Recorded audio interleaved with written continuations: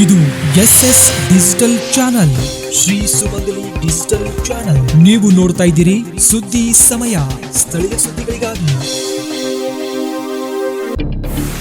ಸುದ್ದಿ ಸಮಯದ ಪ್ರಾಯೋಜಕರು Mahalakshmi jewellers, gold hub, main road, Kalaburagi. ಸಹ ಪ್ರಾಯೋಜಕರು Shri Lakshmi Venkateshwara enclave, survey number 203, Vijayapura ಹೆದ್ದಾರಿ ರಸ್ತೆ, ಜೇವರ್ಗಿ.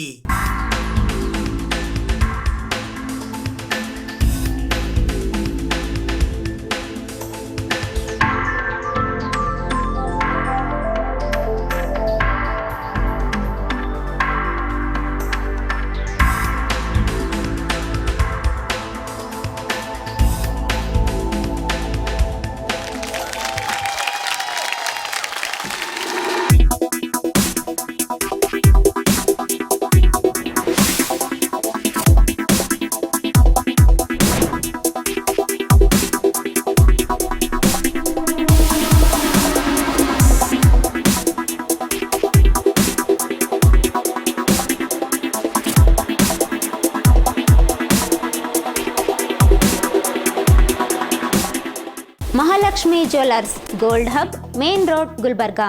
ಶ್ರೀ ಲಕ್ಷ್ಮೀ ವೆಂಕಟೇಶ್ವರ ಎನ್ಕ್ಲೇವ್, ಜೇವರ್ಗಿ. ನಮ್ಮ ಲೇಔಟ್ ವಿಜಯಪುರ ಬೈಪಾಸ್ ಹೆದ್ದಾರಿ ರಸ್ತೆಗೆ ಹೊಂದಿಕೊಂಡಿರುತ್ತದೆ. ಕಾರ್ಯನಿರತದಲ್ಲಿರುವ 6 ಲೇನ್ ರಾಷ್ಟ್ರೀಯ ಹೆದ್ದಾರಿಯು ಸೂರತ್ನಿಂದ Chennai expressway project Bharat Mala ಯೋಜನೆಯು ನಮ್ಮ ಲೇಔಟ್ನ 2 ನಿಮಿಷದ ಅವಧಿ ದೂರದಲ್ಲಿದೆ. ಎನ್ಎ ಮತ್ತು ಟೌನ್ ಪ್ಲಾನಿಂಗ್ ಅಪ್ರೂವ್ಡ್ ಆಗಿರುತ್ತದೆ. Grand entrance arch, compound wall, overhead water tank, complete electricity solution with own transformers, street lights ಸೌಲಭ್ಯವಿರುತ್ತದೆ. Open drains and underground drainage, 9 metre black top roads, ರಸ್ತೆಯ 2 ಬದಿಗಳಲ್ಲಿ ಗಿಡ ಮರಗಳ ವ್ಯವಸ್ಥೆ ನೀಡಲಾಗಿದೆ. ಅದರ ಜೊತೆಗೆ ಮನೋರಂಜನೆಗಾಗಿ ಉದ್ಯಾನವನ ಕಲ್ಪಿಸಿದೆ ಮತ್ತು ಇತ್ಯಾದಿ ಅಭಿವೃದ್ಧಿ ಹೊಂದಿರುತ್ತದೆ. ನಿವೇಶನ ಕೊಳ್ಳುವವರಿಗೆ ವಿಶೇಷವಾಗಿ 40 ತಿಂಗಳ ಕಂತಿನ ಸವಲತ್ತು ನಿಮಗಾಗಿ ಇರುತ್ತದೆ. ದೂರವಾಣಿ ಸಂಖ್ಯೆ 8496993699.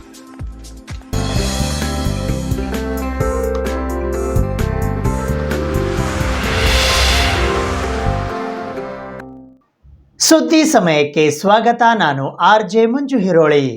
545 PSI ನೇಮಕಾತಿ ಪರೀಕ್ಷಾ ಅಕ್ರಮ ಪ್ರಕರಣಕ್ಕೆ ಸಂಬಂಧಿಸಿದಂತೆ ಯಾರಿಗೆ ಬೇಕಾದರೂ ನೋಟಿಸ್ ನೀಡುವ ಅಧಿಕಾರ ಸಮಿತಿಗೆ ಇದ್ದು ಅದನ್ನು ಯಾರೂ ಕೂಡ ಪ್ರಶ್ನಿಸುವಂತಿಲ್ಲ ಎಂದು ಕರ್ನಾಟಕ ಸರ್ಕಾರದ ಮಾನ್ಯ ಗೃಹ ಸಚಿವರಾದ ಡಾಕ್ಟರ್ ಜಿ ಪರಮೇಶ್ವರ್ ಅವರು ಇಂದು ಕಲಬುರಗಿ ನಗರದ ಐವನಶಾಹಿ ಅತಿಥಿ ಗೃಹದಲ್ಲಿ ಸುದ್ದಿಗೋಷ್ಠಿಯ ಮೂಲಕ ಸ್ಪಷ್ಟಪಡಿಸಿದ್ದಾರೆ. ಗೃಹ ಸಚಿವರಾದ ಜಿ ಪರಮೇಶ್ವರ್ ಅವರು ವಿಧಾನ ಪರಿಷತ್ತಿನ ಮಾಜಿ ಸದಸ್ಯರಾದ ದಿವಂಗತ ಮಾರುತಿರಾವ್ ಡಿ ಮಾಲೆ ಅವರ ಅಂತ್ಯ ಸಂಸ್ಕಾರ ಕ್ರಿಯೆಯಲ್ಲಿ ಭಾಗವಹಿಸಲು ಕಲಬುರಗಿ ನಗರಕ್ಕೆ ಆಗಮಿಸಿದರು. ಈ ಸಂದರ್ಭದಲ್ಲಿ ಕಲಬುರಗಿ ನಗರದ ಐವನಶಾಹಿ ಅತಿಥಿ ಗೃಹದಲ್ಲಿ ಮಾಧ್ಯಮದೊಂದಿಗೆ ಅವರು ಮಾತನಾಡಿದರು. ಈ ಬಾರಿಯ ಕೊರೋನಾ ವೈರಸ್ ಅಷ್ಟೊಂದು ಹಾನಿಕರವಿಲ್ಲ, ಆದರೂ ನಾವು ಮುನ್ನೆಚ್ಚರಿಕೆಯಾಗಿ ಕಂಪಲ್ಸರಿ ಮಾಸ್ಕ್ ಬಳಸಬೇಕು, ಆದಷ್ಟು ಸರ್ಕಾರ ಹೇಳಿದ ಮುಂಜಾಗ್ರತಾ ಕ್ರಮಗಳನ್ನ ಪಾಲಿಸಬೇಕು ಎಂದು ಅವರು ಹೇಳಿದರು. PSI ನೇಮಕಾತಿ ಪರೀಕ್ಷಾ ಅಕ್ರಮದ ಕುರಿತು ತನಿಖೆ ನಡೆಸುತ್ತಿರುವ ಜಸ್ಟಿಸ್ ವೀರಪ್ಪನವರ ಸಮಿತಿಗೆ ಯಾರ ಮೇಲೆ ಅನುಮಾನ ಬಂದರೂ ಅವರಿಗೆ ನೋಟಿಸ್ ನೀಡುವ ಅಧಿಕಾರವಿದೆ. ಸಮಿತಿಯ ಅಧಿಕಾರವನ್ನು ಯಾರು ಪ್ರಶ್ನಿಸುವಂತಿಲ್ಲ ಎಂದು ರಾಜ್ಯ ಗೃಹ ಸಚಿವರಾದ ಡಾಕ್ಟರ್ ಜಿ ಪರಮೇಶ್ವರ್ ಅವರು ಸ್ಪಷ್ಟಪಡಿಸಿದ್ದಾರೆ. ಮಾಜಿ ಮುಖ್ಯಮಂತ್ರಿ HD ಕುಮಾರಸ್ವಾಮಿ, ಬಸನಗೌಡ ಪಾಟೀಲ್ ಯತ್ನಾಳ್ ಹಾಗೂ ಮಾಜಿ ಸಚಿವ ಡಾಕ್ಟರ್ ಅಶ್ವತ್ಥ ನಾರಾಯಣ ಅವರಿಗೆ ಸಮಿತಿ ನೋಟಿಸ್ ನೀಡಿರುವ ಕುರಿತು ಕಲಬುರಗಿ ನಗರದಲ್ಲಿ ಇಂದು ಸುದ್ದಿಗಾರರೊಂದಿಗೆ ಮಾತನಾಡಿದ ಅವರು, ಅವರಿಗೆ ಸಿಕ್ಕ ಮಾಹಿತಿಯ ಮೇರೆಗೆ ಯಾರನ್ನು ಬೇಕಾದರೂ ತನಿಖೆಗೆ ಹಾಜರಾಗುವಂತೆ ಕರೆಸಿಕೊಳ್ಳುತ್ತಾರೆ. ತನಿಖಾ ಸಮಿತಿಗೆ ಯಾವ ಮಾಹಿತಿ ಇದೆಯೋ ನಮಗೆ ಗೊತ್ತಿಲ್ಲ.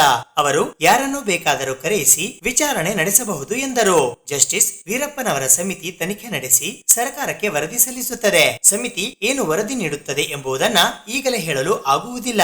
ವರದಿ ಬಂದ ಮೇಲೆ ಕಾನೂನಿನ ಚೌಕಟ್ಟಿನಲ್ಲಿ ಯಾವ ಕ್ರಮ ಕೈಗೊಳ್ಳಬೇಕು ಎಂಬುದನ್ನು ಪರಿಶೀಲಿಸಲಾಗುವುದು ಎಂದರು. ಒಂದು ವೇಳೆ ಕಾನೂನಿನ ಚೌಕಟ್ಟಿನ ಹೊರತಾಗಿ ವರದಿಯಲ್ಲಿ ಏನಾದರೂ ಅಂಶಗಳು ಇರುವುದಾದರೆ ತಪ್ಪಿತಸ್ಥರನ್ನು ದಂಡಿಸಲು ಹೊಸ ಕಾನೂನು ಜಾರಿಗೆ ತರುವುದಾಗಿ ಹೇಳಿದರು. ನಮ್ಮ ಮಾಜಿ ವಿಧಾನ ಪರಿಷತ್ತಿನ ಸದಸ್ಯರು ಮತ್ತು ನಮ್ಮ ಸಿದ್ಧಾರ್ಥ ಸಂಸ್ಥೆಯ ಅಧ್ಯಕ್ಷರು ಆಗಿದ್ದಂಥ ಶ್ರೀ ಮಾರುತಿ ಮಾಲೆ ಅವರು ಅವರ ಬಹುದಿನದ ಆರೋಗ್ಯದ ದೃಷ್ಟಿಯಿಂದ ಇವತ್ತು ನಿನ್ನೆ ಸಂಜೆ ತೀರ್ಕೊಂಡಿದ್ದಾರೆ. ಅದಕ್ಕಾಗಿ ಅವರ ಶವ ಸಂಸ್ಕಾರಕ್ಕೆ ಮತ್ತು ಅವರಿಗೆ ಗೌರವ ಸಮರ್ಪಣೆ ಮಾಡೋದಕ್ಕೆ ನಾನು ಬಂದಿದ್ದೇನೆ. ಇಲ್ಲದೇ ಇದ್ದರೆ ತಮಗೆಲ್ಲ ಮೊದಲೇ ತಿಳಿಸಿ ನಮ್ಮ ಪ್ರವಾಸ ಕಾರ್ಯಕ್ರಮ ಇನ್ನೂ ಕೂಡ ಈ ತಿಂಗಳಲ್ಲಿ ಅಂದರೆ ಜಾನ್ವರಿ ತಿಂಗಳಲ್ಲಿ ಮಾಡಬೇಕಾಗಿತ್ತು. ಈ ಜಿಲ್ಲೆ ಮತ್ತು 4-5 ಜಿಲ್ಲೆಗಳನ್ನು ಪ್ರವಾಸ ಮಾಡೋದಕ್ಕೆ ತಯಾರಿ ಮಾಡ್ಕೊಳ್ತಾ ಇದ್ವಿ. ಅಷ್ಟರಲ್ಲಿ ಇದು ಆಕಸ್ಮಿಕವಾಗಿ ಆದದ್ರಿಂದ ಬಂದಿದ್ದೇನೆ.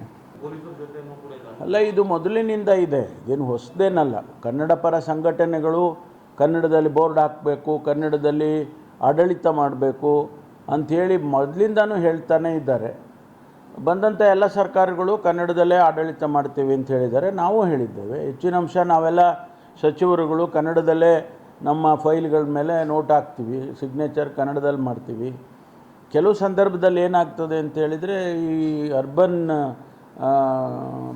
ಜಾಗದಲ್ಲಿ ಅಂದರೆ ಸಿಟಿಗಳಲ್ಲಿ, ಬೆಂಗಳೂರಿನಂಥ ಸಿಟಿಗಳಲ್ಲಿ ಭಾಳ ಜನ ಹೊರಗಿನವ್ರು ಬರ್ತಾರೆ, ನ್ಯಾಷನಲ್ ಇಂಟರ್ನ್ಯಾಷನಲ್ ಜನ ಬರ್ತಾರೆ. ಫ್ಲೋಟಿಂಗ್ ಪಾಪ್ಯುಲೇಷನ್ ಭಾಳ ಇರ್ತದೆ. ಅವರಿಗೆ ಕನ್ನಡದಲ್ಲೇ ಇದ್ದರೆ ಅವ್ರಿಗೆ ಗೊತ್ತಾಗೋದಿಲ್ಲ, ಕಷ್ಟ ಆಗ್ತದೆ. ಅದಕ್ಕೋಸ್ಕರ ಕನ್ನಡನೂ ಬರೀಬೇಕು, ಇಂಗ್ಲೀಷು ಬರೀಬೇಕು. 2 ಭಾಷೆ ಇದ್ದರೆ ಒಳ್ಳೆಯದಾಗ್ತದೆ ಅಂತ ಆಡಳಿತದ ದೃಷ್ಟಿಯಿಂದ, ಬೇರೆ ಏನಿಲ್ಲ. ಅದರಿಂದ ಅದು ಅವ್ರು ಕೇಳ್ತಾ ಇರ್ತಕ್ಕಂಥದ್ದು ಕನ್ನಡದಲ್ಲೇ ಇರಬೇಕು ಅನ್ನೋವಂಥ ಪ್ರಶ್ನೆನ ಕೇಳ್ತಾರೆ. ಎಲ್ಲ ಮಾಡ್ಬೋದು, ಅದರದ್ದೇನು ನಮಗೇನು ತೊಂದರೆ ಆಗೋದಿಲ್ಲ ಕನ್ನಡದಲ್ಲಿರೋದ್ರಿಂದ. ಆದರೆ ಮೂಲತಃ ಈ ಪಟ್ಟಣ ಪ್ರದೇಶದಲ್ಲಿ ಅಷ್ಟೇ ನಮಗೆ ಈ ಟೂರಿಸ್ಟ್ಗಳು ಬರುವಾಗ ಅಥವಾ ಬೇರೆ ಬೇರೆ ರಾಜ್ಯದಿಂದ, ಹೊರ ರಾಜ್ಯದಿಂದ, ಈಗ ನಾವು ಹೋಗ್ತೀವಿ, ನಾವು ಕೆಲವು ರಾಜ್ಯಕ್ಕೆ ಹೋಗ್ತೀವಿ, ನಾವು ಅಲ್ಲಿ ಬರೀ ಆ ಭಾಷೆನಲ್ಲಿ ಇರ್ತದೆ ಅಂದ್ಕೊಳ್ಳಿ, ನಮಗೆ ಗೊತ್ತೇ ಆಗೋದಿಲ್ಲ.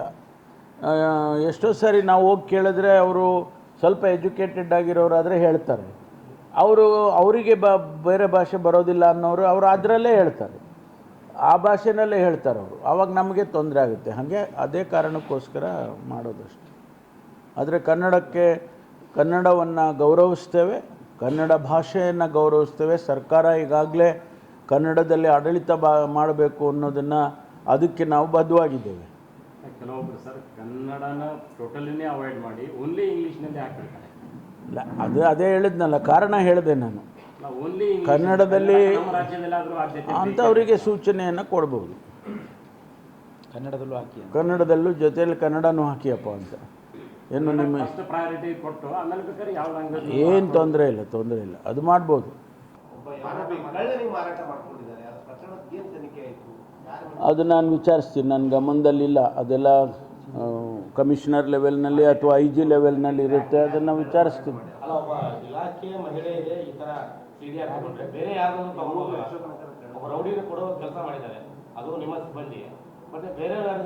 ವಿಚಾರ ಮಾಡ್ತೀನಿ, ಅದು ಯಾವ ರೀತಿ ಆಗಿದೆ ಏನು ಅಂತ. ಅವ್ರ ಮೇಲೆ ಕ್ರಮ ತಗೊಳ್ತೀವಿ. ಡಿಪಾರ್ಟ್ಮೆಂಟನ್ನು ಎನ್ಕ್ವೈರಿ ಮಾಡಿ ಅವ್ರ ಮೇಲೆ ಏನು ಸೂಕ್ತವಾದಂಥ ಕಾನೂನು ಪ್ರಕಾರ ಕ್ರಮ ತಗೋಬೇಕು, ಅದು ಎಲ್ಲ ಗೊತ್ತಿಲ್ಲ ನನಗೆ. ಈಗ ವಿಚಾರಿಸ್ತೀನಿ, ಯಾಕೆಂದರೆ ಇದಾದಮೇಲೆ ನಮ್ಮ ಮಾಲೆಯವರು ಇದಕ್ಕೆ ಹೋಗಿ ಬಂದ ನಂತರ ರಿವ್ಯೂ ತೊಗೊಳ್ತಾ ಇದ್ದೀನಿ.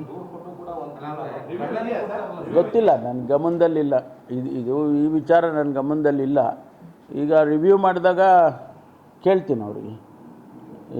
ನೀವು ನಮ್ಮ ಮಾಧ್ಯಮ ಸ್ನೇಹಿತರು ಪ್ರಶ್ನೆ ಮಾಡಿದ್ದಾರಪ್ಪ, ಏನಿದು ವಿಚಾರ ಅಂತ ಪ್ರಶ್ನೆ ಮಾಡ್ತೀನಿ. MP ಪ್ರತಾಪ್ ಸಿಂಹ ಅವರ ವಿರುದ್ಧ ಒಂದು ಕೇಸ್ ದಾಖಲಾಗಿದೆ. ಸಿದ್ದರಾಮಯ್ಯ ಅವ್ರನ್ನ ಅವರು ಸೋಮಾರಿಸಿದ್ದು. ಶರದ್ ಪವಾರ್ ಅವರು ಕೂಡ ಅದಕ್ಕೆ ಇದು ಮಾಡಿದ್ದಾರೆ. ನೋಡಿ ಸ್ವಾಮಿ, ನಮ್ಮದು ಆ ಲೆವೆಲ್ಗಿಲ್ಲ. ನಾವು ಗುಲ್ಬರ್ಗ ಲೆವೆಲ್ನಾಗಿದ್ದೀವಿ. ನಮ್ಮನ್ನ ಯಾಕೆ ತೊಗೊಂಡೋಗಿ ಇಂಡಿಯಾ ಲೆವೆಲ್ಗೆ ಮಾಡ್ತೀರಾ?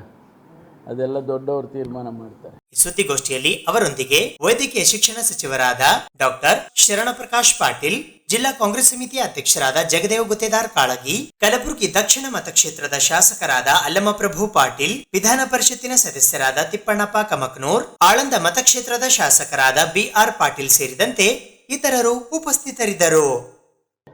ಕಲಬುರಗಿ ನಗರದ ಹೊಸ ಐವನೆಶಾಹಿ ಅತಿಥಿಗೃಹದ ಸಭಾಂಗಣದಲ್ಲಿ ಇಂದು ರಾಷ್ಟ್ರೀಯ ಗ್ರಾಹಕರ ದಿನಾಚರಣೆ 2023 ಕಾರ್ಯಕ್ರಮವನ್ನು ಹಮ್ಮಿಕೊಳ್ಳಲಾಗಿತ್ತು. ಕರ್ನಾಟಕ ಸರ್ಕಾರ, ಕಲಬುರಗಿ ಜಿಲ್ಲಾಡಳಿತ, ಜಿಲ್ಲಾ ಪಂಚಾಯತ್ ಕಲಬುರಗಿ, ಜಿಲ್ಲಾ ಕಾನೂನು ಸೇವೆಗಳ ಪ್ರಾಧಿಕಾರ ಕಲಬುರಗಿ, ಜಿಲ್ಲಾ ಗ್ರಾಹಕರ ವ್ಯಾಜ್ಯಗಳ ಪರಿಹಾರ ಆಯೋಗ, ಆಹಾರ ನಾಗರಿಕ ಸರಬರಾಜು ಹಾಗೂ ಗ್ರಾಹಕರ ವ್ಯವಹಾರಗಳ ಇಲಾಖೆ, ಕಾನೂನು ಮಾಪನಶಾಸ್ತ್ರ ಇಲಾಖೆ ಮತ್ತು ಆಹಾರ ಸುರಕ್ಷತಾ ಮತ್ತು ಗುಣಮಟ್ಟ ಪ್ರಾಧಿಕಾರ ಕಲಬುರಗಿ ಇವರ ಸಂಯುಕ್ತ ಆಶ್ರಯದಲ್ಲಿ ರಾಷ್ಟ್ರೀಯ ಗ್ರಾಹಕರ ದಿನಾಚರಣೆ 2023 ಕಾರ್ಯಕ್ರಮವು ಇ ಕಾಮರ್ಸ್ ಮತ್ತು ಡಿಜಿಟಲ್ ವ್ಯಾಪಾರದ ಯುಗದಲ್ಲಿ ಗ್ರಾಹಕರ ರಕ್ಷಣೆ ಎಂಬ ವಿಷಯದ ಕುರಿತು ಬುಧವಾರ ದಿನಾಂಕ 27 ಡಿಸೆಂಬರ್ 2023 ಬೆಳಗ್ಗೆ 10 ಗಂಟೆಗೆ ಕಲಬುರಗಿ ನಗರದ ಹೊಸ 5ನೇ ಶಾಹಿ ಅತಿಥಿ ಗೃಹದ ಸಭಾಂಗಣದಲ್ಲಿ ಜರುಗಿತು. ಈ ಕಾರ್ಯಕ್ರಮದ ಉದ್ಘಾಟಕರಾಗಿ ಕಲಬುರಗಿ ಜಿಲ್ಲಾ ನ್ಯಾಯಾಲಯದ 1ನೇ ಹೆಚ್ಚುವರಿ ಜಿಲ್ಲಾ ಮತ್ತು ಸತ್ರ ನ್ಯಾಯಾಧೀಶರಾದ ಮೋಹನ ಬಾಡಗಂಡಿ ಆಗಮಿಸಿದ್ದರು. ಮುಖ್ಯ ಅತಿಥಿಗಳಾಗಿ ಜಿಲ್ಲಾ ಕಾನೂನು ಸೇವೆಗಳ ಪ್ರಾಧಿಕಾರ ಕಲಬುರಗಿಯ ಸದಸ್ಯ ಕಾರ್ಯದರ್ಶಿಗಳು ಹಾಗೂ ಗೌರವಾನ್ವಿತ ಹಿರಿಯ ಸಿವಿಲ್ ನ್ಯಾಯಾಧೀಶರಾದ ಶ್ರೀನಿವಾಸ್ ನವಲೆ, ಕಲಬುರಗಿ ಜಿಲ್ಲಾ ಗ್ರಾಹಕರ ವ್ಯಾಜ್ಯಗಳ ಪರಿಹಾರ ಆಯೋಗದ ಅಧ್ಯಕ್ಷರಾದ ಮಾಲತಿ ಗುರಣ್ಣ ರೇಷ್ಮಿ, ಕಲಬುರಗಿ ಜಿಲ್ಲಾ ಗ್ರಾಹಕರ ರಕ್ಷಣಾ ಪರಿಷತ್ತು ಕಲಬುರಗಿಯ ಸದಸ್ಯರು ಹಾಗೂ Shri Basaveshwara rural development trust ಕಲಬುರಗಿಯ ಅಧ್ಯಕ್ಷರಾದ ಬಾಪಗೌಡ ಪಾಟೀಲ್ ಹಾಗೂ ಪದವಿ ಪೂರ್ವ ಶಾಲಾ ಶಿಕ್ಷಣ ಇಲಾಖೆ ಕಲಬುರಗಿಯ ಉಪ ನಿರ್ದೇಶಕರಾದ ಶಿವಶರಣಪ್ಪ ಮುಳೆಗಾಂವ್ ಆಗಮಿಸಿದ್ದರು. ಉಪನ್ಯಾಸಕರಾಗಿ ಜಿಲ್ಲಾ ಗ್ರಾಹಕರ ರಕ್ಷಣಾ ಪರಿಷತ್ತು ಕಲಬುರಗಿಯ ಸದಸ್ಯರು ಹಾಗೂ ಮಹಾತ್ಮ ಗಾಂಧೀಜಿ ಹಿತರಕ್ಷಣಾ ವೇದಿಕೆ ಕಲಬುರಗಿಯ ಪ್ರಧಾನ ಕಾರ್ಯದರ್ಶಿಗಳಾದ ನ್ಯಾಯವಾದಿ ವೈಜನಾಥ್ ಎಸ್ ಝಳಕಿ ಆಗಮಿಸಿದ್ದರು. ಈ ಕಾರ್ಯಕ್ರಮದಲ್ಲಿ ಆಹಾರ ನಾಗರಿಕ ಸರಬರಾಜು ಮತ್ತು ಗ್ರಾಹಕರ ವ್ಯವಹಾರಗಳ ಇಲಾಖೆ ಕಲಬುರಗಿಯ ಉಪನಿರ್ದೇಶಕರಾದ ಶಾಂತಗೌಡ ಜಿ ಗುಣಕಿ ಹಾಗೂ ಆಹಾರ ಸುರಕ್ಷತಾ ಮತ್ತು ಗುಣಮಟ್ಟ ಪ್ರಾಧಿಕಾರ ಕಲಬುರಗಿಯ ಅಂಕಿತ ಅಧಿಕಾರಿಗಳಾದ ಡಾಕ್ಟರ್ ಅರ್ಚನಾ ಕಮಲಾಪುರ್ಕರ್ ಸೇರಿದಂತೆ ಇತರರು ಉಪಸ್ಥಿತರಿದ್ದರು. ಮತ್ತೆ ಒಂದು ರಾಜಕೀಯ ಬರಕ್ಕೆ ಸ್ಟಾರ್ಟ್ ಮಾಡ್ತಾರೆ. ಹಿಂಗೆ ಅನುಭವ ಇಲ್ಲದಂತ ಒಂದು ಇವರಿಗೆ ನಾವಾಗಿಯೇ ದುಡ್ಡು ಕೊಟ್ಟು ಅವರಿಗೆ ಅಕ್ರಮ ಮಾಡಿಸ್ಕೊಂಡು ಅನ್ಯಾಯ ಕೊಡ್ಕೊಂಡು ಶೋಷಣೆ ಮಾಡಿಕೊಂಡು ಅವರಿಗೆ ಬೆಳೆಸಿದಂಗೆ ಈ ನಮ್ಮ ಕಾನೂನುಗಳನ್ನು ಮಾಡಿಬಿಟ್ಟಿದ್ದಾರೆ. ಸಾಕಷ್ಟು ಕಾನೂನು ಮಾಡಿದ್ದಾರೆ, ಪ್ರೊಸೆಸ್ ಹೇಳಿದ್ದಾರೆ, ಬೋರ್ಡ್ ಮಾಡಿದ್ದಾರೆ, ಅದಕ್ಕಾಗಿ ಸಹಾಯವಾಣಿಗಳನ್ನು ಸ್ಥಾಪನೆ ಮಾಡಿದ್ದಾರೆ, ಅದಕ್ಕಾಗಿ ಸುಮೋಟೋ ತಗೊಳ್ಳುವಂಥ ಒಂದು ಪ್ರಾಧಿಕಾರ ರಚನೆ ಮಾಡಿದ್ದಾರೆ. ಇಲ್ಲಿ ಯಾರು ಹೋಗಲಿಲ್ಲ ಅಂತಂದರೆ, ಯಾರು ಇಲ್ಲಿ ಅಪ್ರೋಚ್ ಆಗಲಿಲ್ಲ ಅಂತಂದರೆ ವ್ಯಾಪಾರಿಗಳು ತಮ್ಮದೇ ಆದಂಥ ಒಂದು ಕೆಲಸವನ್ನು ಅನ್ಯಾಯದ ಮೂಲಕ ಒಂದು ಮಾಡುವಂಥದ್ದನ್ನು ಮಾಡ್ತಾನೆ ಇರ್ತಾರೆ. ಅದಕ್ಕೆ ನಾವು ಜಾಗೃತರಾಗಿರೋದು ಮುಖ್ಯ. ಇದು ಯಾವತ್ತೂ ಒಂದು ದಿವಸ ಆಗ್ತದೆ ಅಂತಲ್ಲ, ದಿನಪ್ರತಿ ಆಗ್ತಾ ಇರೋದು. ಪ್ರತಿ ಒಂದು ಅಂಗಡಿನಲ್ಲಿ ಪ್ರತಿಯೊಂದು ಇದರೊಳಗೆ ಆಗ್ತಾನೆ ಇರುತ್ತೆ. ಒಮ್ಮೊಮ್ಮೆ ಉದ್ದೇಶಪೂರ್ವಕ ಆಗುತ್ತೆ, ಒಮ್ಮೊಮ್ಮೆ ಉದ್ದೇಶಪೂರ್ವಕವಾಗಿ ಆಗದೇ ಒಳ್ಳೆ ವ್ಯಾಪಾರಿಗಳು ಇರ್ತಾರೆ, ಚೆನ್ನಾಗಿರ್ತಾರೆ, ಲಾಭ ಮಾಡ್ತಾರೆ, ಸರ್ವಿಸ್ ಕೊಡ್ತಾರೆ, ಹಲವಾರು ಕಂಪನಿಗಳಿವೆ, ಅದಕ್ಕೆ ತಕ್ಕಂತೆ ಅವ್ರು ಕೊಡ್ತಿರ್ತಾರೆ. ಎಲ್ಲರೂ ಅದೇ ರೀತಿ ಇರಲ್ಲ, ಕೆಲವೊಬ್ರು ಮಾತ್ರ ಹಂಗಿರ್ತಾರೆ. ಅವ್ರನ್ನ ಸಾಹಿತ್ಯ ತರಬೇಕಂದ್ರೆ ಪ್ರಜೆಗಳಾದಂಥ ನಾವೇ ತರಬೇಕು. ಕಾನೂನಿದೆ, ಅದನ್ನು ಜಾರಿಗೊಳಿಸೋರು ಇರ್ತಾರೆ. ಇವರು ಹೋಗಿ ರೇಡ್ ಮಾಡಬೇಕು, ಅದನ್ನು ವೇಟ್ ಮೆಜರ್ಮೆಂಟ್ ಮಾಡಬೇಕು, ಅದು ಮಾಡಬೇಕು. ಅವ್ರು ಬಂದಾಗೆಲ್ಲ ಕರೆಕ್ಟಾಗಿ ತೋರಿಸ್ತಾರೆ, ನಂತರ ಮತ್ತೆ ಅದೇ ಮಾಡ್ತಾರೆ. ಅವಾಗ ನಾವು ಜಾಗೃತರಾದಾಗ, ಪ್ರತಿ ಸಲ ಅದನ್ನು ಕೇಳಿದಾಗ ಮಾತ್ರ ಅವರಿಗೆ ಗೊತ್ತಾಗ್ತದೆ, ಜನರು ಜಾಣರಿದ್ದಾರೆ. ಅವಾಗ ನಾವು ಕೇವಲ ನಮ್ಮ ವ್ಯಾಪಾರ ಮಾಡಬೇಕು ಅಷ್ಟೇ ಅಂತ ಗೊತ್ತಾಗ್ತದೆ. ಇಲ್ಲ ಅಂತಂದರೆ ನಾವು ನಮ್ಮ ಹಕ್ಕುಗಳನ್ನು ಕಳ್ಕೊಂಡು ನಮಗೆ ಓದು ಬರಹ ಎಲ್ಲ ಬಂದು ಶಿಕ್ಷಕರಾಗಿವು. ಆದರೂ ನಮ್ಮ ಸ್ಥಿತಿ ಈ 14ನೇ ಶತಮಾನಕ್ಕೆ ಏನಿತ್ತು, ಆವತ್ತಿನ ಡೇಟಿಗೆ ಏನು ಬ್ರಿಟಿಷರು ಬಂದಾಗಿತ್ತು ಹಾಗೆ ಏನೂ ಬದಲಾವಣೆ ಈಗ. ಅವತ್ತು ಬಂದು ಅವರು ವ್ಯಾಪಾರದ ಹೆಸರಲ್ಲಿ ಮೋಸ ಮಾಡಿದರು, ಇವತ್ತು ನಮ್ಮವರೇ ನಮಗೆ ಮೋಸ ಮಾಡ್ದಂಗೆ ಆಗ್ತದೆ. ಅದಕ್ಕೆ ನಾವೇನು ಕಲ್ದಂಗೆ ಆಯಿತು, ನಾವೇನು ಇದನ್ನು ಮಾಡ್ದಂಗೆ ಆಯಿತು. ಅದಕ್ಕೆ ನಾವು ಈ ಗ್ರಾಹಕರಾಗಿ ನಮಗೆ ಹಕ್ಕುಗಳಿಲ್ಲಂತಲ್ಲ, ಸಾಕಷ್ಟು ಹಕ್ಕುಗಳನ್ನು ಕೊಟ್ಟಿದೆ, ಕಾನೂನಿದೆ, ಅದಕ್ಕಾಗಿ ಒಂದು ಕೋರ್ಟ್ ಇದೆ. ಆದರೆ ಅದಕ್ಕೆ ಹೋಗುವಂಥ ವ್ಯವಸ್ಥೆ ನಾವು ಮಾಡ್ಕೋಬೇಕು, ನಾವು ಎಚ್ಚೆತ್ಕೊಳ್ಬೇಕು. ಬೇರೆಯವ್ರಿಗೆ ಅನ್ಯಾಯ ಅಂದರೆ ಸುಮ್ಮನೆ ಯಾಕೆ ಹೋಗ್ತೀಯ, ಎಲ್ಲಿ ಅದಕ್ಕೆ ಹೋಗಿ ಒಂದು ದುಡ್ಡು ಹಾಕ್ತೀಯಾ ಅಂತ ಹೇಳಿಲ್ಲ. ₹1 ಆದರೂ ನ್ಯಾಯಕ್ಕೆ ಹೋಗಿ ಹೋರಾಡಿ ನ್ಯಾಯವನ್ನು ಪಡೆಯಲೇಬೇಕು. ಇಂಥ ಒಂದು ಮನಸ್ಥಿತಿ ಇದ್ದರೆ ಮಾತ್ರ ಭಾರತದಲ್ಲಿ ಚೆನ್ನಾಗಿರೋ ಪ್ರಾಡಕ್ಟ್ಸ್ ಸಿಗ್ತವೆ, ಚೆನ್ನಾಗಿರೋ ಮಾಹಿತಿ ಸಿಗ್ತದೆ ಪ್ರಾಡಕ್ಟ್ ಬಗ್ಗೆ. ಇಲ್ಲ ಅಂದರೆ ಸಿಗಲ್ಲ. ಮತ್ತು ಕೆಲವರಿಗೆ ಮೋಸ ಆಗ್ತಾನೆ ಇದೆ. ಕೆಲವೊಬ್ರು ತಿಳಿದವರು ಮಾತ್ರ ಅದನ್ನು ಕರೆಕ್ಟಾಗಿ ಯೂಸ್ ಮಾಡ್ಕೊಂಡು, ತಿಳಿದೇ ಇರೋರು ಮತ್ತು ಮೋಸ ಹೋಗುವಂಥ ಒಂದು ಪ್ರಭಯ ಇದ್ದೇ ಇರುತ್ತೆ. ಒಂದು ಉದಾಹರಣೆ ಹೇಳ್ತೀನಿ. ಈ ತೆಲಂಗಾಣದಲ್ಲಿ ಒಬ್ಬರು ಫ್ಲಿಪ್ಕಾರ್ಟಿಂದ ಒಂದು ಐಟಮನ್ನು ಆರ್ಡರ್ ಮಾಡಿದ್ರು. ಅದು ಕನ್ಸ್ಯೂಮರ್ ಡಿಸ್ಟ್ರಿಕ್ಟ್ ಲೆವೆಲಲ್ಲಿ ತೀರ್ಮಾನದಂಥ ಕೇಸ್. ಫ್ಲಿಪ್ಕಾರ್ಟ್ನವರು ಕಳಿಸಿದ್ರು, ಅದು ದುಡ್ಡು ತಗೊಂಡ್ರು. ನಂತರ ಏನಾಯಿತು, ಅದು ಇವರಿಗೆ ಬಂದಿದ್ದು ಖಾಲಿ ಬಾಕ್ಸ್ ಬರಲಿಲ್ಲ, ಏನೂ ಇಲ್ಲ. ಓಪನ್ ಮಾಡಿದರೆ ಖಾಲಿ ಇತ್ತು, ಬಾಕ್ಸ್ ಬಂತು, ಏನೂ ಇಲ್ಲ. ಆಮೇಲೆ ಅವರು ತಿಳಿದು ಅದ್ರನ್ನೆಲ್ಲ ಫೋನ್ ಮಾಡಿದರು. ಫ್ಲಿಪ್ಕಾರ್ಟ್ನವರು ನಮ್ದಲ್ಲ, ನಾವು ಒಂದು ಕೊರಿಯರ್ ಸಂಸ್ಥೆ ಕೊಟ್ಬಿಟ್ಟಿದ್ದೀವಿ, ನೀವು ಮಟೀರಿಯಲ್ನ ಆ ಕೊರಿಯರ್ ಸಂಸ್ಥೆಯವರು ನಿಮಗೆ ತಲುಪಿಸಿಲ್ಲ, ನಾವೇನು ಜವಾಬ್ದಾರರಲ್ಲ ಅಂತ ಹೇಳಿದ್ರು. ಅವಾಗ ಏನು ಮಾಡಿದ್ರು, ಇವರು ಕನ್ಸ್ಯೂಮರ್ ಕೋರ್ಟಿಗೆ ಹೋದರು. ಕನ್ಸ್ಯೂಮರ್ ಕೋರ್ಟಿಗೆ ಹೋದಾಗ ಅಲ್ಲಿಯೂ ಫ್ಲಿಪ್ಕಾರ್ಟ್ನವ್ರು ಅದೇ ಒಂದು ಡಿಫೆನ್ಸ್ ತಗೊಂಡ್ರು. ನಾವು ಅದನ್ನು ಅಲ್ಲಿ ಒಂದು ಲೋಕಲ್ ಇವರು ಕೊರಿಯರ್ ಸಂಸ್ಥೆಗೆ ಅದನ್ನು ಡೆಲಿವರಿ ಮಾಡಿದ್ವಿ, ಅವರು ಅದನ್ನು ಅಲ್ಲಿ ಕೊಡಬೇಕಿತ್ತು, ಅವರು ಕೊಟ್ಟಿಲ್ಲ, ಅದು ಅವ್ರ ತಪ್ಪು ಅಂತ. ಆದರೆ ಕೋರ್ಟ್ ಹೇಳಿದ್ರು, ನೀವು ದುಡ್ಡು ಕೊಡೋದು ಫ್ಲಿಪ್ಕಾರ್ಟ್ನವರು, ನೀವು ಅದರ ಸರ್ವಿಸ್ ಬೆನಿಫಿಟ್ ತೊಗೊಂಡವರು, ನೀವು ಯಾರ ಮುಖಾಂತರ ಕಳಿಸಿ, ದುಡ್ಡು ತೊಗೊಂಡವರು ಕೊನೆಯ ಕಸ್ಟಮರ್ಗೆ ತಲುಪಿಸ್ಬೇಕಾಗಿದ್ದನ್ನು ತಲುಪಿಲ್ಲ, ಹಾಗಾಗಿ ನೀವು ಅವ್ರ ಹೆಸರು ಹೇಳಂಗಿಲ್ಲ, ಅದಕ್ಕೆ ನೀವೇ ಕಾರಣ ಅಂತ ಹೇಳ್ಬಿಟ್ಟು ಅವರಿಗೆ ಮತ್ತೊಮ್ಮೆ ಇದನ್ನು ಅಮೌಂಟನ್ನು ರಿಫಂಡ್ ಮಾಡೋಕ್ಕೆ ಆರ್ಡರ್ ಮಾಡಿದ್ರು. ಅದನ್ನು ಅವರು ಸ್ಟೇಟ್ ಇದರೊಳಗೆ ಚಾಲೆಂಜ್ ಮಾಡಿದರು. ಅಲ್ಲಿಯೂ ಅದೇ ರೀತಿ ಆರ್ಡರ್ ಬಂತು. ಅಂದರೆ ನಾವು ಅಯ್ಯೋ ಅನ್ಯಾಯ ಆಗಿದೆ, ಅವರೊಂದೇನೋ ಹೇಳ್ತಾರೆ, ಹೌದು ನಾವು ಇನ್ನೊಂದು ಕೊರಿಯರ್ ಕೊಟ್ಟಿದ್ವಿ, ಕೊರಿಯರ್ನವ್ರಿಗೆ ಇದಾಗ್ತದೆ, ಇನ್ನು ಕೊರಿಯರ್ನ ಪಾರ್ಟಿ ಮಾಡಿ ಮತ್ತೆ ಕೇಸ್ ಹಾಕೋದು ಇದೆಲ್ಲ ಅಂತ ಹೇಳಿದ್ರೆ ನಾವು ಸುಮ್ಮನೆ ಬಿಟ್ಬಿಟ್ಟಾಗ ಅವ್ರಿಗೆ ಇದಾಗ್ತದೆ. ಈಗ ಅವರು ಜವಾಬ್ದಾರಿ ಇತ್ತು, ಹಣ ತಗೊಂಡು ನಮ್ಗೆ ಸರ್ವಿಸ್ ಕೊಟ್ಟಿಲ್ಲ, ನಾವು ಕೊರಿಯರ್ನವ್ರನ್ನ ಕೇಳೇ ಇಲ್ಲ. ನಾವು ಫ್ಲಿಪ್ಕಾರ್ಟ್ ಅಂತ ಸಂಸ್ಥೆ ನಿಮ್ಮದು, ನೀವು ನಮಗೆ ಕೊಡಿ, ಇದನ್ನು ನಾನು ಸೆಲೆಕ್ಟ್ ಮಾಡಿದ್ದೀನಿ, ನೀವು ಕೊಡೋ ಐಟಮನ್ನು ಅಂತ ಹೇಳ್ಬಿಟ್ಟು ಕೊಟ್ಟಿದ್ದೀವಿ. ಇಲ್ಲಿ ಬಂದು ಅವ್ರು ಹೇಳ್ತಾರೆ ನಾವು ಬೇರೆಯವ್ರಿಗೆ ಕೊಟ್ಟಿದ್ದೀವಿ ಕೊರಿಯರ್, ಅದನ್ನು ನೀವು ಕೊರಿಯರ್ನವ್ರನ್ನ ಕೇಳ್ಕೊಳ್ಳಿ ಅಂತಂದರೆ ಈ ರೀತಿ ಒಂದು ಅನ್ಯಾಯವನ್ನು ಮಾಡಿ ಈ ರೀತಿ ಮಾಡಿದಾಗ ಅವರು ಉದ್ದೇಶಪೂರ್ವಕವಾಗಿ ಮಾಡ್ತಾರೋ ಅಥವಾ ಇಲ್ಲೋ ಗೊತ್ತಿಲ್ಲ. ಆದರೆ ಅವರು ಆ ವ್ಯಕ್ತಿ ಯಾರು ಕನ್ಸ್ಯೂಮರ್ ಕೋರ್ಟಿಗೆ ಹೋದ್ರಲ್ಲ, ಅವನೇನಾದರೂ ಸೋತು ಅಥವಾ ಬೇಡ ನನ್ನದೇನು ದುಡ್ಡೋಗಿದೆ ಹೋಗಲಿ ಅಂತ ಕೈ ಬಿಟ್ಟಿದ್ರೆ ಅವ್ರಿಗೆ ಲಾಭ, ಇನ್ನೂ 10 ಜನಕ್ಕೆ ಹಿಂಗೆ ಮಾಡೋಣ ಅಂತ ಪ್ರೇರಣೆ ಆಗ್ತಿತ್ತು. ಆದರೆ ಈ ಕೆಲಸ ಅವ್ರಿಗೇನಾಯಿತು, ಇನ್ನು ಮಾಡಬಾರ್ದು, ಕಸ್ಟಮರ್ಸ್ ಇದ್ದಾರೆ, ಏನಾದರೂ ಅನ್ಯಾಯ ಆದರೆ ಈ ರೀತಿ ಮಾಡಿದರೆ ಕನ್ಸ್ಯೂಮರ್ ಕೋರ್ಟಿಗೆ ಅಂತ ಹೋಗ್ತಾರೆ, ಅದು ನಮ್ಮ ತಲೆ ಮೇಲೆ ಬರುತ್ತೆ, ಈ ರೀತಿ ಮಾಡೋಂಗಿಲ್ಲ ಅಂತ ಹೇಳ್ಬಿಟ್ಟು ಮಾಡ್ತಾರೆ. ಕರ್ನಾಟಕ ಪೀಪಲ್ಸ್ ಎಜುಕೇಷನ್ ಸೊಸೈಟಿಯ ಸಂಸ್ಥಾಪಕ ಪ್ರಧಾನ ಕಾರ್ಯದರ್ಶಿಗಳಾಗಿದ್ದ ಮಾಜಿ ವಿಧಾನ ಪರಿಷತ್ತಿನ ಸದಸ್ಯರಾದ ಡಾಕ್ಟರ್ ಮಾರುತಿರಾವ್ ಡಿ ಮಾಲೆ ಅವರ ನಿಧನದ ಹಿನ್ನೆಲೆಯಲ್ಲಿ ಇಂದು ಕಲಬುರಗಿ ನಗರದ ಡಾಕ್ಟರ್ ಅಂಬೇಡ್ಕರ್ ಕಲಾ ವಾಣಿಜ್ಯ ಮತ್ತು ಸ್ನಾತಕೋತ್ತರ ಕೇಂದ್ರದಲ್ಲಿ ಭಾವಪೂರ್ಣ ಶ್ರದ್ಧಾಂಜಲಿ ಸಲ್ಲಿಸಲಾಯಿತು. ಕರ್ನಾಟಕ ಪೀಪಲ್ಸ್ ಎಜುಕೇಷನ್ ಸೊಸೈಟಿ ಕಲಬುರಗಿಯ ಸಂಸ್ಥಾಪಕ ಪ್ರಧಾನ ಕಾರ್ಯದರ್ಶಿಗಳಾಗಿದ್ದ ಮಾಜಿ ವಿಧಾನ ಪರಿಷತ್ತಿನ ಸದಸ್ಯರಾದ ಡಾಕ್ಟರ್ ಮಾರುತಿರಾವ್ ಡಿ ಮಾಲೆರವರು ದಿನಾಂಕ 26 ಡಿಸೆಂಬರ್ 2023 ನಿಧನರಾದ ಹಿನ್ನೆಲೆಯಲ್ಲಿ ಕಲಬುರಗಿ ನಗರದ ಡಾಕ್ಟರ್ ಅಂಬೇಡ್ಕರ್ ಕಲಾ ವಾಣಿಜ್ಯ ಮತ್ತು ಸ್ನಾತಕೋತ್ತರ ಕೇಂದ್ರದಲ್ಲಿ ಭಾವಪೂರ್ಣ ಶ್ರದ್ಧಾಂಜಲಿ ಸಲ್ಲಿಸಲಾಯಿತು. ಈ ಸಂದರ್ಭದಲ್ಲಿ ಪ್ರಾಂಶುಪಾಲರಾದ doctor Vijaykumar D, Siddappa M Kanta, doctor Nirmala Siragapur, doctor Gandhiji Molakere, doctor Harshavardhan B, doctor Vasantanashi, ಗ್ರಂಥಪಾಲಕರಾದ ರಮೇಶ್ ಜಾಬನೂರು, ಡೇವಿಡ್, ಸಂಜೀವ್ ಕುಮಾರ್, ಶ್ರುತಿ, ನೀಲಮ್ಮ ಪಾಟೀಲ್, ಅರುಣ್ ಕುಮಾರ್ ಸೇರಿದಂತೆ ಇತರರು ಉಪಸ್ಥಿತರಿದ್ದರು. ಕರ್ನಾಟಕ ಪೀಪಲ್ ಶಿಕ್ಷಣ ಸಂಸ್ಥೆಯ ಪ್ರಧಾನ ಕಾರ್ಯದರ್ಶಿಗಳು ಹಾಗೂ ಮಾಜಿ ವಿಧಾನ ಪರಿಷತ್ ಸದಸ್ಯರಾಗಿರುವ ಡಾಕ್ಟರ್ ಮಾರುತಿರಾವ್ ಮಾಲೆ ಸಾಹೇಬರು ನಿನ್ನೆ ಅಗಲಿದ್ದಾರೆ. ಕರ್ನಾಟಕ ಪೀಪಲ್ ಶಿಕ್ಷಣ ಸಂಸ್ಥೆ ಎಲ್ಲ ಸದಸ್ಯರಿಗೆ ತುಂಬಲಾರದ ನಷ್ಟವಾಗಿದೆ. ಮೊದಲಿಗೆ ಅವರ ಆತ್ಮಕ್ಕೆ ಶಾಂತಿ ಸಿಗಲಿ ಅಂತೇಳಿ ಆ ಭಗವಾನರಲ್ಲಿ ವಂದಿಸುತ್ತಾ, ಮಾಲೆ ಸಾಹೇಬರು ಈ ಭಾಗಕ್ಕೆ ಶಿಕ್ಷಣ ಕ್ಷೇತ್ರದಲ್ಲಿ ಅನೇಕ ಕ್ರಾಂತಿಯನ್ನು ಮಾಡಿದ್ದಾರೆ. ವಿಶೇಷವಾಗಿ 1976ರಲ್ಲಿ ಖರ್ಗೆ ಸಾಹೇಬರ ಜೊತೆ ಮಾಲೆ ಸಾಹೇಬರು ಕೂಡಿಕೊಂಡು ಕರ್ನಾಟಕ ಪೀಪಲ್ ಶಿಕ್ಷಣ ಸಂಸ್ಥೆಯನ್ನು ಸ್ಥಾಪನೆ ಮಾಡುವುದರ ಮೂಲಕ ಖರ್ಗೆ ಸಾಹೇಬರು ರಾಜಕೀಯದಲ್ಲಿ ತೊಡಗಿಸಿಕೊಂಡು ರಾಜಕೀಯದಲ್ಲಿ ಎತ್ತರ ಬೆಳೆಯುತ್ತಾ ಹೋದರೆ, ಈ ಕಡೆ ಮಾಲೆ ಸಾಹೇಬರು ಪೀಪಲ್ ಎಜುಕೇಷನ್ ಸೊಸೈಟಿಯ ಮೂಲಕ ಶಿಕ್ಷಣ ಸಂಸ್ಥೆಗಳನ್ನು ಸ್ಥಾಪನೆ ಮಾಡುತ್ತಾ ಬೀದರ್ನಿಂದ ಬೆಂಗಳೂರಿನವರೆಗೆ ಅನೇಕ ಶಿಕ್ಷಣ ಸಂಸ್ಥೆಗಳನ್ನು ಸ್ಥಾಪಿಸಿ ಎತ್ತರವಾಗಿರ್ತಕ್ಕಂಥ ಹೆಮ್ಮರವಾಗಿ ಬೆಳೆಸಿರ್ತಕ್ಕಂಥ ಕೀರ್ತಿ ಮಾಲೆ ಸಾಹೇಬರಿಗೆ ಸಲ್ಲುತ್ತೆ. ಅನೇಕ ವಿದ್ಯಾರ್ಥಿಗಳ ಹಿತವನ್ನೇ ಬಯಸಿದರು.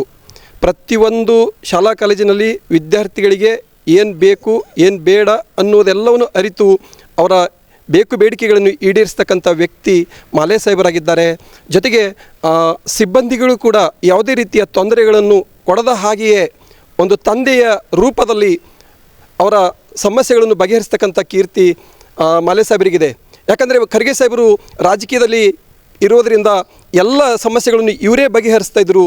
ಅದರ ಜೊತೆಗೆ ಈ ಭಾಗದಲ್ಲಿ ಒಂದು ದಲಿತ ಶಿಕ್ಷಣ ಸಂಸ್ಥೆಯಾಗಿರೋದರಿಂದ ಅನೇಕ ವಿದ್ಯಾರ್ಥಿಗಳು ತಳ ಸಮುದಾಯ ವಿದ್ಯಾರ್ಥಿಗಳು ಇಲ್ಲಿ ಶಾಲಾ ಕಾಲೇಜುಗಳು ಬರ್ತಾಯಿದ್ರು. ಅದಕ್ಕಾಗಿ ಮೊದಲು ಶಿಕ್ಷಣ, ಬಾಬಾ ಸಾಹೇಬರ ತತ್ವ ಸಿದ್ಧಾಂತದಲ್ಲಿ ಶಿಕ್ಷಣ ಸಂಘಟನೆ ಹೋರಾಟ ಎನ್ನುವ ರೀತಿಯಲ್ಲಿ ಮೊದಲು ವಿದ್ಯಾರ್ಥಿಗಳಿಗೆ ಶಿಕ್ಷಣ ಕೊಡಿ, ಅವರು ತಾನೇ ಸಮಾಜ ಸುಧಾರಣೆ ಮಾಡ್ತಾರೆ ಎನ್ನುವ ಸಂಕಲ್ಪ ಹೊಂದಿದ್ದರು ಡಾಕ್ಟರ್ ಮಾರುತಿರಾವ್ ಮಾಲೆ ಸಾಹೇಬರು. ಅದಕ್ಕಾಗಿ ಇವರ ಶಿಕ್ಷಣ ಪ್ರೇಮಿಯಾಗಿ ಶಿಕ್ಷಣಕ್ಕೆ ಯಾವ ರೀತಿ ಕೊಡುಗೆ ಕೊಡ್ತಾ ಇದ್ದಾರೆ ಎನ್ನುವುದನ್ನು ಭಾವಿಸಿ ಗುಲ್ಬರ್ಗಾ ವಿಶ್ವವಿದ್ಯಾಲಯ ಇವರಿಗೆ 2 ಬಾರಿ ಸಿಂಡಿಕೇಟ್ ಸದಸ್ಯರನ್ನಾಗಿ ಮಾಡಲ್ಪಟ್ಟಿತ್ತು. ಸಿಂಡಿಕೇಟ್ ಸದಸ್ಯರನ್ನಾಗಿ ಮಾಡಿರುವ ಸಂದರ್ಭದಲ್ಲಿ ಗುಲ್ಬರ್ಗಾ ವಿಶ್ವದಲ್ಲಿ ಅನೇಕ ಬದಲಾವಣೆಗಳನ್ನು ತರುವಲ್ಲಿ ಕೂಡ ಇವರು ಕಾರಣರಾಗಿದ್ದಾರೆ ಮಾಲೆ ಸಾಹೇಬರು. ಅದೇ ಸಂದರ್ಭದಲ್ಲಿ ಇವರ ಶಿಕ್ಷಣ ಕ್ಷೇತ್ರಕ್ಕೆ ಕೊಟ್ಟಿರ್ತಕ್ಕಂಥ ಕೊಡುಗೆಯನ್ನು ಗುರುತಿಸಿ ಕರ್ನಾಟಕ ಸರ್ಕಾರ ಇವರಿಗೆ ವಿಧಾನ ಪರಿಷತ್ ಸದಸ್ಯರನ್ನಾಗಿ ಮಾಡಿದರು. ವಿಧಾನ ಪರಿಷತ್ ಸದಸ್ಯರನ್ನಾಗಿ ಮಾಡುವ ಸಂದರ್ಭದಲ್ಲಿ ಶಿಕ್ಷಣಕ್ಕೆ ಎಷ್ಟು ಸೌಲಭ್ಯ ಕೊಡ್ತಿದ್ರು ಅಷ್ಟೇ ಸಮಾಜಮುಖಿಯಾಗಿ ಸಮಾಜದಲ್ಲಿ ಅನೇಕ ಬದಲಾವಣೆಗಳನ್ನು ತರುವಲ್ಲಿ ಕಾರಣರಾಗಿದ್ದಾರೆ. ಇಂಥ ಮಾಲೆ ಸಾಹೇಬರ ಈ ಸೇವೆಯನ್ನು ಮೆಚ್ಚಿ ಅಂದಿನ ತುಮಕೂರಿನ ಗಂಗಾಧರ್ ಅವರು, ಜಿ ಪರಮೇಶ್ವರ್ ಅವರ ತಂದೆಯವರು ಗಂಗಾಧರ್ ಅವರು ತುಮಕೂರಿನಲ್ಲಿ ಸಿದ್ಧಾರ್ಥ ಎಜುಕೇಷನ್ ಸೊಸೈಟಿಯನ್ನು ಸ್ಥಾಪಿಸಿದರು. ಅದರ ಸಂಸ್ಥಾಪಕ ಸೆಕ್ರೆಟರಿಯಾಗಿ ಮಾಡಲ್ಪಟ್ಟಿದ್ದರು. ಅಷ್ಟೇ ಅಲ್ಲ, ಸೆಕ್ರೆಟರಿಯ ನಂತರ ಆ ಶಿಕ್ಷಣ ಸಂಸ್ಥೆಯ ಅಧ್ಯಕ್ಷರನ್ನಾಗಿ ಮಾಡಿದರು. ಇವತ್ತಿಗೂ ಕೂಡ ಜಿ ಪರಮೇಶ್ವರ್ ಅವರು ಮತ್ತು ಅವರ ಅಣ್ಣ ಮಾಲೆ ಸಾಹೇಬರಿಗೆ ಬಹಳ ಗೌರವವನ್ನು ಕೊಡ್ತಾ ಇದ್ದರು. ಅಂಥ ವ್ಯಕ್ತಿತ್ವವನ್ನು ಉಳ್ಳವ ಸರಳ ಸಜ್ಜನಿಕೆ ವ್ಯಕ್ತಿತ್ವ ಮಾಲೆ ಸಾಹೇಬರಲ್ಲಿದ್ದರು. ಯಾರನ್ನೂ ನೋವನ್ನು ಬಯಸದ ವ್ಯಕ್ತಿ ಮಾಲೆ ಸಾಹೇಬರಾಗಿದ್ದರು. ಅಂಥ ಮಾಲೆ ಸಾಹೇಬರು ನಿನ್ನೆ ನಮ್ಮನ್ನೆಲ್ಲರನ್ನು ಬಿಟ್ಟು ಅಗಲಿದ್ದಾರೆ. ಅವರ ಆತ್ಮಕ್ಕೆ ಶಾಂತಿ ಸಿಗಲಿ ಅಂತೇಳಿ ನಮ್ಮ ಕಾಲೇಜಿನಲ್ಲಿ ಇಂದು ಪ್ರಾಂಶುಪಾಲರು ಮತ್ತು ಎಲ್ಲ ಸಿಬ್ಬಂದಿಗಳನ್ನು ಸೇರಿ ಇವತ್ತು ಶ್ರದ್ಧಾಂಜಲಿಯನ್ನು ಅರ್ಪಿಸಿದ್ದೇವೆ. ಕರ್ನಾಟಕ ಶಿಕ್ಷಣ ಸಂಸ್ಥೆ ಕಲಬುರಗಿ ಮತ್ತು ಈ ಭಾಗದ ಎಲ್ಲ ಶಿಕ್ಷಣ ಪ್ರೇಮಿಗಳಿಗೆ ತುಂಬಲಾರದ ಭರಿಸಲಾರದ ಮಹಾನ್ ನಷ್ಟದ ದಿನ. ಸುಮಾರು 50 ವರ್ಷಗಳಿಂದ ಈ ಭಾಗಕ್ಕೆ, ಅದರಲ್ಲಿಯೂ ಕೂಡ ಹೈದರಾಬಾದ್ ಕರ್ನಾಟಕ ಹಿಂದುಳಿದ ಭಾಗಕ್ಕೆ ಶಿಕ್ಷಣ ಕ್ಷೇತ್ರದಲ್ಲಿ ಅಪಾರವಾದಂಥ ಸೇವೆ ಸಲ್ಲಿಸಿ ಗುಲ್ಬರ್ಗಾ ನಗರದಲ್ಲಿಯೂ, ರಾಯಚೂರದಲ್ಲಿ, ಹುಮ್ನಾಬಾದ್ ಮತ್ತು ಬೀದರ್, ಬೆಂಗಳೂರಿನಲ್ಲಿ ಶಿಕ್ಷಣ ಸಂಸ್ಥೆಗಳನ್ನು ಹುಟ್ಟುಹಾಕಿ ಸುಮಾರು 25 ಶಿಕ್ಷಣ ಸಂಸ್ಥೆಗಳನ್ನು ಹುಟ್ಟುಹಾಕಿ ಬಡ ಮಕ್ಕಳ ಎಲ್ಲ ಮಕ್ಕಳಿಗೆ ಶಿಕ್ಷಣ ಕೊಟ್ಟಂಥ ಒಬ್ಬ ಧೀಮಂತ ವ್ಯಕ್ತಿ, ಶಿಕ್ಷಣ ಪ್ರೇಮಿ. ನಮ್ಮನ್ನು ಅಗಲಿ ಇವತ್ತು ಅವರು ಸ್ವರ್ಗವಾಸಿಯಾಗಿದ್ದಾರೆ.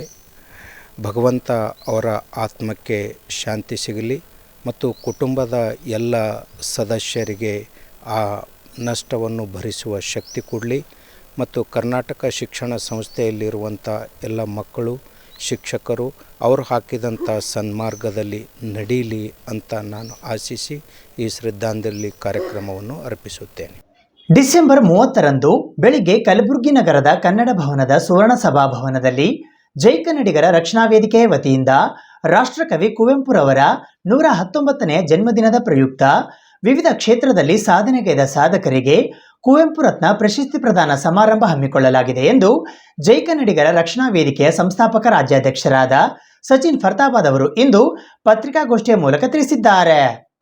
ಜೈ ಕನ್ನಡಿಗರ ರಕ್ಷಣಾ ವೇದಿಕೆ ರಾಜ್ಯ ಘಟಕ ಕಲಬುರಗಿಯ ವತಿಯಿಂದ ಸಹಾರಾ ಪಬ್ಲಿಕ್ ಸ್ಕೂಲ್ ಮತ್ತು ಐಟಿಐ ಕಾಲೇಜು ಕಲಬುರಗಿ ಇವರ ಸಹಯೋಗದೊಂದಿಗೆ ರಾಷ್ಟ್ರಕವಿ ಕುವೆಂಪುರವರ 119ನೆಯ ಜನ್ಮದಿನಾಚರಣೆ ಹಾಗೂ ವಿವಿಧ ಕ್ಷೇತ್ರದಲ್ಲಿ ಸಾಧನೆಗೈದ ಸಾಧಕರಿಗೆ ಕುವೆಂಪು ರತ್ನ ಪ್ರಶಸ್ತಿ ಪ್ರದಾನ ಸಮಾರಂಭವು ದಿನಾಂಕ 30ನೇ ಡಿಸೆಂಬರ್ 2023ರಂದು ಬೆಳಗ್ಗೆ 11:30 ಗಂಟೆಗೆ ಕಲಬುರಗಿ ನಗರದ ಸರ್ದಾರ್ ವಲ್ಲಭಭಾಯ್ ಪಟೇಲ್ ವೃತ್ತದ ಹತ್ತಿರವಿರುವ ಕನ್ನಡ ಭವನದ ಸುವರ್ಣ ಸಭಾಭವನದಲ್ಲಿ ಜರುಗಲಿದೆ ಎಂದು ಜೈ ಕನ್ನಡಿಗರ ರಕ್ಷಣಾ ವೇದಿಕೆಯ ಸಂಸ್ಥಾಪಕ ಅಧ್ಯಕ್ಷರಾದ ಸಚಿನ್ ಫರ್ತಾಬಾದ್ ಅವರು ಇಂದು ಕಲಬುರಗಿ ನಗರದ ಪತ್ರಿಕಾ ಭವನದಲ್ಲಿ ಜರುಗಿದ ಸುದ್ದಿಗೋಷ್ಠಿಯ ಮೂಲಕ ತಿಳಿಸಿದ್ದಾರೆ. ಕಾದಂಬರಿಕಾರರಾದ doctor Lakshman Khaunte, ಕಥೆಗಾರರಾದ Siddaram ಹುನ್ಕಲ್, ಸಾಹಿತಿಗಳಾದ doctor Suryakant Sujata, ವಾಗ್ಮಿಗಳಾದ Jagannath Tarnalli, ಶಿಕ್ಷಕಿಯಾದ Jayadevi ಅವಂಟಿ, ಕಲಾವಿದರಾದ Nandini ಸನ್ವಾಲ್, ಸಂಗೀತಕಾರರಾದ CS ಮಾಲಿ ಪಾಟೀಲ್, ಸಾಹಿತಿಗಳಾದ ಡಾಕ್ಟರ್ ಗಂಗಾಧರ್ ಬಡಿಗೇರ್, ಸಾಹಿತಿಗಳಾದ ಡಾಕ್ಟರ್ ಶರಣಬಸಪ್ಪ ವಡ್ಡಣಕೇರಿ ಹಾಗೂ ಕಲಾವಿದರಾದ ಗೋಪಾಲ್ ಕುಲಕರ್ಣಿಯವರು ರಾಷ್ಟ್ರಕವಿ ಕುವೆಂಪು ರತ್ನ ಪ್ರಶಸ್ತಿಗೆ ಆಯ್ಕೆಯಾಗಿದ್ದಾರೆ ಎಂದು ಇದೇ ವೇಳೆ ಅವರು ಮಾಹಿತಿ ನೀಡಿದರು. ಈ ಸುದ್ದಿಗೋಷ್ಠಿಯಲ್ಲಿ ಸತೀಶ್ ಫರ್ತಾಬಾದ್, ಅಕ್ಷಯ್ ಸೇರಿದಂತೆ ಇತರರು ಉಪಸ್ಥಿತರಿದ್ದರು. ಇವತ್ತು ರಾಷ್ಟ್ರೀಯ ಕವಿ ಕುವೆಂಪು ಅವರ 119ನೇ ಜಯಂತಿಯನ್ನು ಇವತ್ತು ನಾವು ಆರನೇ ವರ್ಷದ ಮಾಡುವ ಕಾರ್ಯಕ್ರಮ. ಪ್ರತಿ ವರ್ಷ ನಾವು ರಾಷ್ಟ್ರೀಯ ಕವಿ ಕುವೆಂಪು ಅವರ ಜಯಂತಿಯನ್ನು ಆಚರಣೆ ಮಾಡ್ತೇವೆ.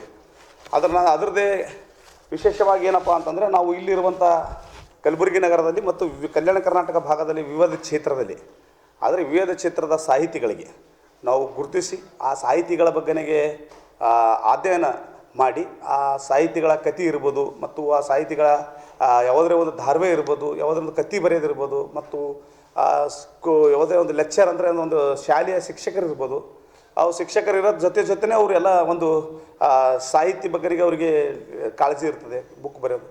ಈ ರೀತಿಯಾಗಿ ಇವತ್ತು ವಿಶೇಷವಾಗಿ ಅವರಿಗೆ ನಾವು ಗುರುತಿಸಿ ಇವತ್ತು ನಾವು 10 ಜನರಿಗೆ ನಾವು ರಾಷ್ಟ್ರಕವಿ ಕುವೆಂಪು ರತ್ನ ಪ್ರಶಸ್ತಿ ನೀಡುವ ಮೂಲಕ ಅವ್ರಿಗೆ ಗೌರವಿಸ್ತಾ ಇದ್ದೇವೆ. ಈ ಕಾರ್ಯಕ್ರಮ 30/12/2023 ಬೆಳಗ್ಗೆ 11:30ಕ್ಕೆ ಸರ್ದಾರ್ ವಲ್ಲಭಾಯ್ ಪಟೇಲ್ ವೃತ್ತದಲ್ಲಿರುವಂಥ ಸುವರ್ಣ ಕನ್ನಡ ಭವನದಲ್ಲಿ ಈ ಕಾರ್ಯಕ್ರಮವನ್ನು ಹಮ್ಮಿಕೊಳ್ಳಲಾಗಿದೆ. ಈ ಕಾರ್ಯಕ್ರಮಕ್ಕೆ ನಮ್ಮ ದಿವ್ಯ ಸಾಹಿತ್ಯ ವಹಿಸಿರುವಂಥ ನಮ್ಮ ಪೂಜ್ಯ ಡಾಕ್ಟರ್ ರೇಣುಸಿದ್ದೇಶ್ವರ ಶಿವಾಚಾರ್ಯ ಸರ್ ಮುಖ್ಯರು ಆಗಮಿಸ್ತಿದ್ದಾರೆ ಮತ್ತು ಅದೇ ರೀತಿಯಾಗಿ ಪೂಜ್ಯ ಶ್ರೀ ಗುರು ರಾಜೇಂದ್ರ ಶಿವಾಚಾರ್ಯ ಅವರು ಆಗಮಿಸ್ತಿದ್ದಾರೆ. ಅದೇ ರೀತಿಯಾಗಿ ಉದ್ಘಾಟಕರಾಗಿ ನಮ್ಮ ದಕ್ಷಿಣ ಮತಕ್ಷೇತ್ರದ ಶಾಸಕರಾಗಿರುವ ಅಲ್ಲಂಪ್ರಭು ಪಾಟೀಲ್ ಸರ್ ಅವರು ಬರ್ತಾ ಇದ್ದಾರೆ. ಅದು ವಿಶೇಷ ಭಾಷಣಗಾರರಾಗಿರುವಂಥ ನಮ್ಮ ಸುರೇಶ್ ಬಡಿಗೇರ್ ಸರ್ ಅವರು ಆ ಕಾರ್ಯಕ್ರಮ ಕುರಿತು ಮಾತಾಡ್ತಾ ಇದ್ದಾರೆ. ಅದೇ ರೀತಿಯಾಗಿ ಈ ಕಾರ್ಯಕ್ರಮದ ಅಧ್ಯಕ್ಷತೆ ನಾವು ಒಂದು ಸಹಾರ ಶಾಲೆ ಪಬ್ಲಿಕ್ ಸ್ಕೂಲ್ ವತಿಯಿಂದ ಮಾಡೋದ್ರಿಂದ ನಾವು ಅದರದ ಅಧ್ಯಕ್ಷರಾಗಿರುವಂಥ ನಾವು ಸಿದ್ದಿಕ್ಗೆ ನಾವು ಅದರ ಅಧ್ಯಕ್ಷತೆಯನ್ನು ನೀಡ್ತಾ ಇದ್ದೇವೆ. ಅದೇ ರೀತಿಯಾಗಿ ಕುವೆಂಪುವ ಭಾವಚಿತ್ರ ಪೂಜೆಗೆ ನಾವು ನೀಲಕಂಠ ಮುಲ್ಗೆ ಸರ್ ಅವರು ಮತ್ತು ತಿಪ್ಪಣ್ಣ ಕಮ್ಮಗ್ನೂರು ಸರ್ ಅವರು ಮತ್ತು ಅದೇ ರೀತಿಯಾಗಿ ಜಗದೇವ್ ಗುತ್ತೇದಾರ್ ಸರ್ ಅವರಿಗೆ ನಾವು ಆಯ್ಕೆ ಮಾಡಿದ್ದೀವಿ. ಅಂದ್ರೆ ಆ ಪೂಜೆದ 3 ಜನದಾಗ ಒಬ್ಬರು ಬಂದ್ರಂದ್ರೆ ಅವ್ರ ಕೈಲಿ ನಾವು ಭಾವಚಿತ್ರ ಪೂಜೆ ಮಾಡಿಸ್ಬೇಕಂತ. ನಾವು ಯಾಕೆ 3 ಜನ ಹಿಡಿತೀವಿ ಸರ್ ಅಂತಂದ್ರೆ ಯಾರೇ ಒಬ್ಬರು ಅದರ ತಪ್ಪಿದ್ರು ಅಂತಂದ್ರೆ ಅವ್ರಿಗೆ ಒಬ್ಬರಿಗೆ ಅವಕಾಶ ನೀಡಬೇಕು ಅನ್ನೋದಂತ. ಒಬ್ಬೊಬ್ಬರಿಗೆ ನೀಡಿದಾಗ ಏನಾಗ್ತದೆ, ಒಬ್ಬರು ಪೂಜೆಗೆ ಬರ್ಲಿಕ್ಕೆ ಅಂತಂದ್ರೆ ಅದು ಇನ್ನೊಬ್ಬರಿಗೆ ನಾವು ಕೊಡಬೇಕಾಗ್ತದೆ. ಅದು 3 ಜನದಾಗ ಯಾರೇ ಬಂದರೂ ಒಬ್ಬರಿಗೆ ನೀಡಬೇಕು ಅನ್ನೋದಂಥದ್ದು ಒಂದು ಹೊಸದು ನಾವು ಚರ್ಚೆ ಮಾಡಿದ್ದೇವೆ. ಅದೇ ರೀತಿಯಾಗಿ ಪ್ರಶಸ್ತಿ ಪ್ರದಾನ ನಾವು ಮಹಾನಗರ ಪಾಲಿಕೆ ಮಹಾಪೌರರಾಗಿರುವಂಥ ವಿಶಾಲ್ ದರ್ಗಿ ಅವರು, ಅದೇ ರೀತಿಯಾಗಿ ವಿರೋಧ ಪಕ್ಷ ನಾಯಕರಾಗಿರುವಂಥ ಅಜಗರ್ ಗೋಲಾ ಸರ್ ಅವರು, ಅದೇ ರೀತಿಯಾಗಿ ನಮ್ಮ ಕನ್ನಡ ಸಾಹಿತ್ಯ ಪರಿಷತ್ತಿನ ಅಧ್ಯಕ್ಷರಾಗಿರುವಂಥ ನಮ್ಮ ವಿಜಯ್ ಕುಮಾರ್ ತಿಪ್ಪಿಲ್ ಸರ್ ಅವರು, ಅದೇ ರೀತಿಯಾಗಿ ಅಧ್ಯಕ್ಷರಾಗಿರುವಂಥ ಸರ್ಕಾರಿ ನೌಕರ ಸಂಘ ರಾಜು ಲಂಕ್ಟಿ ಸರ್ ಅವರು ಈಗ ನಮ್ಮ ಪ್ರಶಸ್ತಿ ಪ್ರದಾನ ಮಾಡ್ತಾ ಇದ್ದಾರೆ. ಅದೇ ರೀತಿಯಾಗಿ ಮುಖ್ಯ ಅತಿಥಿಗಳಾಗಿ ಆಗಮಿಸ್ತಿರುವುದು ನಮ್ಮ ಮಹಾನಗರ ಪಾಲಿಕೆ ಸದಸ್ಯರಾಗಿರುವಂಥ ಶ್ರೀ ಪ್ರಕಾಶ್ ಕಪ್ಪನೂರು ಸರ್ ಅವರು, ಅದೇ ರೀತಿಯಾಗಿ ಕಾಂಗ್ರೆಸ್ ಮುಖಂಡರಾಗಿರುವಂಥ ಶ್ಯಾಮ್ ನಾಟೇಕರ್ ಸರ್ ಅವರು, ಅದೇ ರೀತಿಯಾಗಿ ನ್ಯಾಯವಾದಿಯಾಗಿರುವಂಥ PN ಕಪ್ಪನೂರು ಸರ್ ಅವರು, ಅದೇ ರೀತಿಯಾಗಿ BJP ಯುವ ಮುಖಂಡರಾಗಿರುವಂಥ ಲಕ್ಷ್ಮಣ ಮೂಡಭರ್ತಿ ಅವರು, ಅದೇ ರೀತಿಯಾಗಿ BJPಯ ಯುವ ಮುಖಂಡರಾಗಿರುವಂಥ ಸಂತೋಷ್ ಮೇಲ್ಮನಿ ಸರ್ ಅವರು, ಅದೇ ರೀತಿಯಾಗಿ JDS ಉಪಾಧ್ಯಕ್ಷರಾಗಿರುವಂಥ ಶ್ರೀ ಬಸವರಾಜ್ ಬಿರಿಬಿಟಿ ಸರ್ ಅವರು, ಅದೇ ರೀತಿಯಾಗಿ ನಮ್ಮ ಇನ್ನೊಬ್ಬರು ಅತಿಥಿಯಾಗಿರುವಂಥ ನಮ್ಮ ರಾಜ್ಕುಮಾರ್ ಸರ್ ಅವರು, ಅದೇ ರೀತಿಯಾಗಿ ಶ್ರೀಮತಿ ಅಮಿಲಾ ಪಟೇಲ್ ಇವರು, ಅದೇ ರೀತಿಯಾಗಿ ಕಾರ್ಯಕ್ರಮ ನಿರೂಪಣೆ ಮತ್ತು ನಮ್ಮ ಕಾರ್ಯಕ್ರಮ ನಡೆಸ್ಕೊಂಡು ಹೋಗೋದು ನಮ್ಮ ಶ್ರೀನಾಥ್ ಮಂಜುನಾಥ್ ಹಿರೋಳಿ ಸರ್ ಅವರು ಈ ಕಾರ್ಯಕ್ರಮ. ಮತ್ತು ಅದೇ ರೀತಿಯಾಗಿ ನಾವು 10 ಮಂದಿಗೆ ಸನ್ಮಾನ ಮಾಡುವ ಮೂಲಕ ಇದೊಂದು ಹೊಸದಾಗಿ ಮಾಡ್ತಾಯಿಲ್ಲ, ಆದರೆ ನಾವು ಕರ್ನಾಟಕ ರಾಜ್ಯೋತ್ಸವ ಮಾಡ್ತಾಗೆ ಮತ್ತು ನಮ್ಮ ನಾವು ಯಾವುದೋ ಒಂದು ಕರ್ನಾಟಕ ಒಂದು ಸಂಘಟನೆ ಒಂದು ಹೊಸನೇ ಸ್ಥಾಪನೆ ಮಾಡಿದಾಗ ನಮ್ಮ ರಾಷ್ಟ್ರೀಯ ಕವಿ ಕುವೆಂಪು ಅವ್ರ ಜೊತೆ ಯಾವಾಗೂ ಫೋಟೋ ಇರ್ತದೆ. ಅದಕ್ಕೆ ಜೊತೆ ನಾವು ಕುವೆಂಪು ಅವರ ಫೋಟೋ ನಾವು ಯಾವಾಗೂ ಒಂದು ಹೋರಾಟದಲ್ಲಿರ್ಬೋದು ಎಲ್ಲದೂ ಒಂದು ಫೋಟೋವನ್ನು ನಾವು ಹಾಕೋತೇವೆ. ಅದೇ ರೀತಿಯಾಗಿ ನಾವು ರಾಷ್ಟ್ರೀಯ ಕವಿ ಕುವೆಂಪು ಅವರು ಯಾಕೆ ನಾವು ಜಯಂತಿ ಮಾಡಬಾರ್ದು ಅಂತ ವಿಚಾರ ಮಾಡಿ ಇವತ್ತಿಗೆ ನಮ್ಮ ಎಲ್ಲ ಸಂಘಟನೆ ಜೊತೆ ಚರ್ಚೆಯನ್ನು ಮಾಡಿದೆ. ಯಾಕಂತಂದರೆ ಇದು ಕರ್ನಾಟಕ ನವಂಬರ್ ನಂತರ ಡಿಸೆಂಬರ್ದಾಗ ಬರ್ತದೆ. ಇದು ಒಂದೇ ತಿಂಗಳಲ್ಲಿ 2 ಕಾರ್ಯಕ್ರಮ ಅಂತ ವಿಚಾರಗಳು ಭಾಳ ಮಂದಿಗೆ ಬರ್ತವೆ. ಆದರೂ ನಾವು ಇವತ್ತು ನಮ್ಮ ಹೋರಾಟ ಮಾಡುವಾಗ ಹೋರಾಟ ಕುವೆಂಪು ಅವ್ರ ಸರ್ ಫೋಟೋ ಇಟ್ಕೊಂಡು ಹೋರಾಟ ಮಾಡ್ತೇವೆ. ಅದ್ರ ಜೊತೆ ನಾವು ಅವ್ರದ್ದು ಒಂದು ಜಯಂತಿ ಮಾಡಬೇಕು, ಜನ್ಮದಿನ ಆಚರಣೆ ಮಾಡಬೇಕು ಅನ್ನೋದು ಮತ್ತು ಸಾಹಿತಿಗಳಿಗೆ ಗುರುತಿಸಿ, ಯಾಕಂತಂದರೆ ಸರ್ಕಾರ ಗುರುತಿಸಬೇಕಾದ್ರೆ ಭಾಳ ಕಷ್ಟ ಇದೆ. ಇವತ್ತು ಅಲ್ಲಿ ಬೆಂಗಳೂರಲ್ಲಿ ಒಂದು ಬುಕ್ ಬರೆದಾಗ ಆ ಬುಕ್ಗೆ ಒಂದು ಉದ್ಘಾಟನಾ ಕಾರ್ಯಕ್ರಮಕ್ಕೆ ಅಲ್ಲಿ CM ಬರ್ತಾರೆ. ಆದರೆ ಇಲ್ಲಿ ಒಂದು ಬುಕ್ ಬರೆದಾಗ 5 ಬುಕ್ 6 ಬುಕ್ ಬರೆದಾಗೂ ಇಲ್ಲಿ MLA ಬರಲ್ಲ. ಆದರೆ ಅಲ್ಲಿನ ಸಾಹಿತಿಗಳಿಗೆ ಎಷ್ಟು ವ್ಯತ್ಯಾಸ ಅದ ಅಂತಂದು, ಅಲ್ಲಿನ ಸಾಹಿತಿಗಳಿಗೆ ಎಷ್ಟು ಗೌರವ ಅದ, ಎಷ್ಟು ಮರ್ಯಾದೆ ಇದೆ, ಎಷ್ಟು ಅಲ್ಲಿ ಅವ್ರಿಗೆ ಒಂದು ಗೌರವ ಕೊಡ್ತಾರೆ. ಯಾಕೆ ಇಲ್ಲಿನ ಸಾಹಿತಿಗಳ ಬಗ್ಗೆ ಯಾಕೆ ಅವ್ರಿಗೆ ಎಷ್ಟು ಗೌರವ ವಿಚಾರಗಳಿಲ್ಲ? ಯಾಕೆ ಸರ್ಕಾರದಿಂದ ಸವಲತ್ತುಗಳು ಕೊಡಲ್ಲ? ಯಾಕೆ ಸರ್ಕಾರದಿಂದ ಬುಕ್ಗಳು ಖರೀದಿ ಮಾಡಲ್ಲ ಸಾಹಿತಿಗಳಿಗೆ?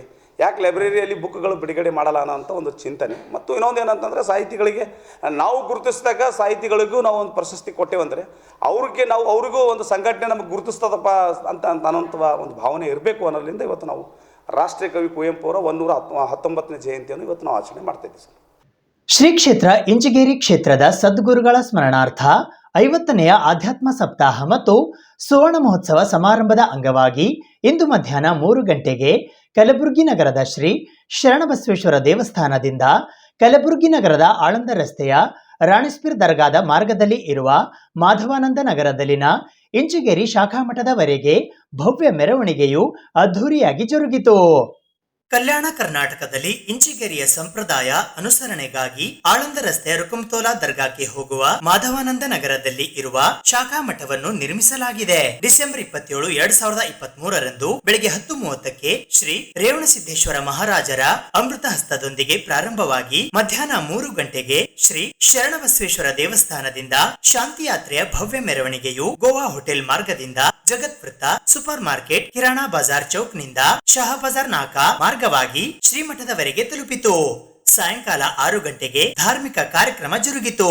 ರಾತ್ರಿ ಜಾಗರಣೆ ನಿಮಿತ್ತ ಭಜನೆ, ಸಂಗೀತ ಹಾಗೂ ದಿನಾಂಕ 28ನೇ ಡಿಸೆಂಬರ್ 2023ರಂದು ಬೆಳಗ್ಗೆ 10:30 ಗಂಟೆಗೆ ಪುಷ್ಪವೃಷ್ಟಿಯೊಂದಿಗೆ ಮಂಗಲವಾಗುವುದು. ವೈಶಿಷ್ಟ್ಯಪೂರ್ಣವಾಗಿ ನಡೆಯುವ ಈ ಸಮಾವೇಶಕ್ಕೆ ಮಠಾಧೀಶರು, ಧರ್ಮಗುರುಗಳು, ಧಾರ್ಮಿಕ ಚಿಂತಕರು, ಜಾನಪದ ಕಲಾವಿದರು, ಕಲಾ ತಂಡಗಳು ಹಾಗೂ ರಾಜಕೀಯ ಜನಪ್ರತಿನಿಧಿಗಳು ಆಗಮಿಸಿದ್ದರು. ಸದ್ಗುರು ಮಾಧವಾನಂದ ಪ್ರಭು ಇಂಚಿಗೇರಿ ಕಲಬುರಗಿ ಶಾಖಾ ಮಠದಲ್ಲಿ ಶ್ರೀ ಕ್ಷೇತ್ರ ಇಂಚಿಗೇರಿ ಸಂಪ್ರದಾಯದ ಸದ್ಗುರುಗಳ ಸ್ಮರಣಾರ್ಥ 50ನೆಯ ಆಧ್ಯಾತ್ಮ ಸಪ್ತಾಹ ಮತ್ತು ಸುವರ್ಣ ಮಹೋತ್ಸವ ಸಮಾರಂಭದ ಅಂಗವಾಗಿ ಇಂದು ಶೋಭಾಯಾತ್ರೆಯು ಡೊಳ್ಳು ಕುಣಿತ, ಬಾಜಾ ಭಜಂತ್ರಿ, ಮುತ್ತೈದೆಯರ ಕುಂಭ ಕಳಸದೊಂದಿಗೆ ಸಾವಿರಾರು ಭಕ್ತರ ಸಮ್ಮುಖದಲ್ಲಿ ವಿಜೃಂಭಣೆಯಿಂದ ಜರುಗಿತು. 50 ವರ್ಷಗಳಿಂದ ಕಲಬುರಗಿ ಮಹಾನಗರದ ಈ ಒಂದು ಶರಣರ ನಾಡಿನಲ್ಲಿ ಸದ್ಗುರು ಸಮರ್ಥ ಮಾಧವಾನಂದ ಪ್ರಭುಗಳು 1973ರಲ್ಲಿ ಈ ಒಂದು ಭಾವುಸಾಹೇಬ್ ಮಹಾರಾಜರ ಇಂಚಿಗೇರಿ ಸಂಪ್ರದಾಯದ ಒಂದು ಆಧ್ಯಾತ್ಮ ಬೀಜವನ್ನು ಬಿತ್ತಿ ಇವತ್ತಿನ ದಿವಸ ಹೆಮ್ಮರವಾಗಿ ಬೆಳೆದು ಪ್ರತಿಯೊಂದು ಊರೂರಿಗೆ, ಹಳ್ಳಿಗೆ ಮಾಧವಾನಂದ ಪ್ರಭುಗಳ ಒಂದು ಆಧ್ಯಾತ್ಮದ ವಿಷಯವನ್ನು ಈ ಮಾನವನ ಕಲ್ಯಾಣಕ್ಕೋಸ್ಕರವಾಗಿ ಗಿರಿಮಲ್ಲೇಶ್ವರ ಮಹಾರಾಜರ, ಶಿವಪ್ರಭು ಮಹಾರಾಜರ ಒಂದು ಪತಾಕೆಯನ್ನು ಈ ಒಂದು ಶರಣರ ನಾಡಿನಲ್ಲಿ ಜಾತಿ, ಮತ, ಪಂಥ ಭೇದವಿಲ್ಲದೆ ಈ ನಡೆಯುವ ಈ ಒಂದು ಆಧ್ಯಾತ್ಮಿಕ ಸಂಸ್ಥೆ ಸದ್ಗುರು ಸಮರ್ಥ ಈ ಒಂದು ರಾಷ್ಟ್ರ ಒಂದು ಸಂಸ್ಕೃತಿಯನ್ನು ಈ ಒಂದು ಪ್ರತಿಯೊಂದು ಈ ಒಂದು ನಾಗರಿಕರಿಗೆ ಮುಟ್ಟಿಸಲು ಈ ಒಂದು ಸಂಸ್ಥೆ ಇವತ್ತಿನ ದಿವಸ ಸದ್ಗುರು ರೇವಣಸಿದ್ದೇಶ್ವರ ಮಹಾರಾಜ ನೇತೃತ್ವದಲ್ಲಿ ಈ ಬೃಹತ್ ಶಾಂತಿ ಸಭೆಯನ್ನು ನಡೆಸಿ ಈ ಒಂದು ಉತ್ಸವ ಪ್ರತಿಯೊಬ್ಬರಿಗೂ ಈ ಒಂದು ಆಧ್ಯಾತ್ಮದ ನೆಲೆಗಟ್ಟಿನಲ್ಲಿ ನಮ್ಮ ರಾಷ್ಟ್ರದ ಮುನಿಗಳು, ಶರಣರು, ಸಂತರು ಆಯುವಂಥ ನಾಡಿನಲ್ಲಿ ಈ ನಮ್ಮ ಭಾರತೀಯ ಸಂಸ್ಕೃತಿಯನ್ನು ಈ ಒಂದು ಆಧ್ಯಾತ್ಮದಿಂದಲೇ ಶಾಂತಿ ಅನ್ನುವಂಥದ್ದನ್ನು ಸದುದ್ದೇಶ ಇಟ್ಟುಕೊಂಡು ಇವತ್ತಿನ ದಿವಸ 50ನೇ ಸ್ಮರಣೋತ್ಸವ ಇಂಚಿಗೇರಿ ಸಂಪ್ರದಾಯ ಸದ್ಗುರು ಸ್ಮರಣಾರ್ಥ ಸುವರ್ಣ ಮಹೋತ್ಸವ ಬಹಳ ವಿಜೃಂಭಣೆಯಿಂದ ಸರ್ವರು ಈ ಒಂದು ಕಲ್ಯಾಣ ನಾಡಿನ ಕಲಬುರಗಿ ಮಹಾನಗರದ ಗುರುಬಂಧುಗಳು ಈ ಒಂದು ಕಾರ್ಯಕ್ರಮಕ್ಕೆ ಅಧ್ಯಕ್ಷರಾದಂಥ ಸ್ವಾಗತ ಸಮಿತಿ ಅಧ್ಯಕ್ಷರಾದಂಥ ಶ್ರೀ ಸುರೇಶ್ ತಿಪ್ಪಿಶೆಟ್ಟಿ ಅವರು ಮತ್ತು ಪ್ರಚಾರ ಸಮಿತಿಯ ಅಧ್ಯಕ್ಷರಾದಂಥ ಶ್ರೀ ಲಿಂಗರಾಜ್ ತಾರ್ಫೈಲ ಹಾಗೂ ಅನೇಕ ಗುರುಬಂಧುಗಳು ಈ ಒಂದು ಮಠದ ಆಡಳಿತ ಮಂಡಳಿಯು ಕೂಡ ಒಗ್ಗಟ್ಟಿನಿಂದ ಈ ಒಂದು ಪ್ರತಿಯೊಬ್ಬರಿಗೂ ಈ ಒಂದು ಆಧ್ಯಾತ್ಮ ನಿಲ್ಲಿ ಅಂತೇಳಿ ನಡ್ಕೊಂಡು ಈ ಒಂದು ಉತ್ಸವ ಜರುಗುತ್ತಲಿದೆ. ಸರ್ವರಿಗೂ ಎಲ್ಲ ಒಂದು ಸುಖ ಶಾಂತಿ ನಿಲ್ಲಿರುವಂಥ ಅಂಥವನ್ನು ರಾಷ್ಟ್ರೀಯ ಭಾವೈಕ್ಯತೆ ಮತ್ತು ಕೋಮು ಸೌಹಾರ್ದ ನಿಮಿತ್ತವಾಗಿ ಈ ಒಂದು ಕಾರ್ಯಕ್ರಮ ಹಮ್ಮಿಕೊಳ್ಳಲಾಗಿದೆ. ಸುಮಾರು 50 ವರ್ಷ ಪರಂತರವಾಗಿ. ಆಂಟೋನಿ ಜಾನ್ ಕರ್ನೂರ್ ಅವರು ಇಂದು ಕರ್ನಾಟಕ ಲೋಕಾಯುಕ್ತ ಕಲಬುರಗಿ ವಿಭಾಗೀಯ ಕಚೇರಿಯ ಪೊಲೀಸ್ ಅಧೀಕ್ಷಕರ ಹುದ್ದೆಯ ಪ್ರಭಾರವನ್ನು ವಹಿಸಿಕೊಂಡರು. ಆಂಟನಿ ಜಾನ್ ಕರ್ನೂರ್ ರವರು ದಿನಾಂಕ 27ನೇ ಡಿಸೆಂಬರ್ 2023ರ ಪೂರ್ವಾಹನ ಕರ್ನಾಟಕ ಲೋಕಾಯುಕ್ತ ಕಲಬುರಗಿ ವಿಭಾಗೀಯ ಕಚೇರಿಯ ಪೊಲೀಸ್ ಅಧೀಕ್ಷಕರ ಹುದ್ದೆಯ ಪ್ರಭಾರವನ್ನು ವಹಿಸಿಕೊಂಡರು. ಕಲಬುರಗಿ ಹಾಗೂ ಬೀದರ್ ಜಿಲ್ಲೆಗಳ ಸಾರ್ವಜನಿಕರು ತಮ್ಮ ದೂರುಗಳನ್ನು ಅಥವಾ ಕುಂದುಕೊರತೆಗಳನ್ನು ನೇರವಾಗಿ ತಮ್ಮ ಗಮನಕ್ಕೆ ತರಲು ಅವರು ಕೋರಿದ್ದಾರೆ. ಕಚೇರಿಯ ವಿಳಾಸ: ಪೊಲೀಸ್ ಅಧೀಕ್ಷಕರವರ ಕಚೇರಿ, ಕರ್ನಾಟಕ ಲೋಕಾಯುಕ್ತ, ಐವನೆಶಾಹಿ ಕಾಂಪೌಂಡ್, ಕಲಬುರಗಿ. ಕಚೇರಿಯ ದೂರವಾಣಿ ಮತ್ತು ಫ್ಯಾಕ್ಸ್ ಸಂಖ್ಯೆ 08472295364. ಈ ನಂಬರ್ಗೆ ಸಂಪರ್ಕಿಸಬಹುದಾಗಿದೆ ಎಂದು ಅವರು ಮಾಹಿತಿ ನೀಡಿದ್ದಾರೆ. ಇದು ಇವತ್ತಿನ ಸುದ್ದಿ ಸಮಯ. ಸ್ಥಳೀಯ ಸುದ್ದಿಗಳಿಗಾಗಿ ನೋಡ್ತಾ ಇರಿ ಸುದ್ದಿ ಸಮಯ. ನಿಮ್ಮ ನೆಚ್ಚಿನ ಸುದ್ದಿ ಸಮಯವನ್ನು ಡೆನ್ ಸೆಟ್ ಆಫ್ ಬಾಕ್ಸ್ನ ಚಾನೆಲ್ ಸಂಖ್ಯೆ 746ರಲ್ಲಿ ಪ್ರತಿದಿನ ರಾತ್ರಿ 9 ಗಂಟೆಗೆ, ಮರುಪ್ರಸಾರ ರಾತ್ರಿ 10 ಗಂಟೆಗೆ ಮತ್ತು ಮರುದಿನ ಬೆಳಗ್ಗೆ 8 ಗಂಟೆ ಮತ್ತು 9 ಗಂಟೆಗೆ ವೀಕ್ಷಿಸಬಹುದು. ಇದು SS ಡಿಜಿಟಲ್ ಚಾನಲ್, ಶ್ರೀ ಸುಮಂಗಲಿ ಡಿಜಿಟಲ್ ಚಾನಲ್. ನೀವು ನೋಡ್ತಾ ಇದ್ದೀರಿ ಸುದ್ದಿ ಸಮಯ, ಸ್ಥಳೀಯ ಸುದ್ದಿಗಳಿಗಾಗಿ. ಸುದ್ದಿ ಸಮಯದ ಪ್ರಾಯೋಜಕರು Mahalakshmi jewellers, gold hub, main road, Kalaburagi. ಸಹ ಪ್ರಾಯೋಜಕರು Shri Lakshmi Venkateshwara enclave, survey number 203, Vijayapura ಹೆದ್ದಾರಿ ರಸ್ತೆ, ಜೇವರ್ಗಿ.